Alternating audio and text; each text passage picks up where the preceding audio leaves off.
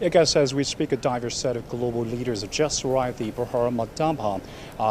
Behind me at the convention center for this year's G20 Summit, and Indian Prime Minister Narendra Modi is hosting the first session this morning, which is scheduled to discuss issues under the theme of the Earth. And now the two of the family, the future for later this afternoon and tomorrow, respectively. And the Earth session would, of course, touch upon the climate action that is coping with one of the pressing challenges facing the planet. And we've seen actually some of the G20 banners across New Delhi advocating pro-planet efforts as one. So accelerating climate action together through higher mitigation and clean energy policies to reach global emission goal would be among the focus areas of the discussion this morning.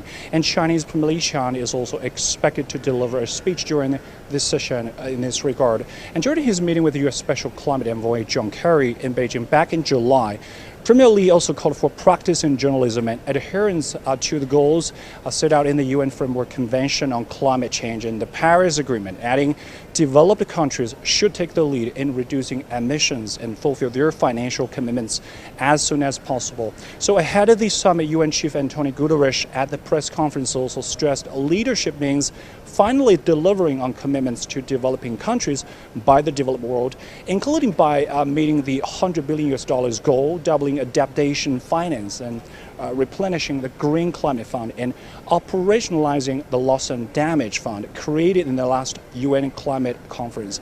And the developed countries have so far not fulfilled their commitments to bring that $100 billion on the table, which they pledged to do so by 2020. And that has also made the climate crisis another source to a growing mistrust between the global South and North, as experts argue that emission rules, financing stalemate, and technology monopoly by the North may pull the two sides further apart. And that's one of the focus areas on India's G20 Summit this year, which is the reform of multilateralism, giving more voices to the global South.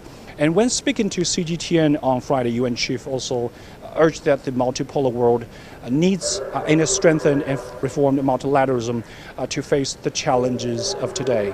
Back to guests. Chasin, a lot of topics on the table, and thank you for filling that summit for us.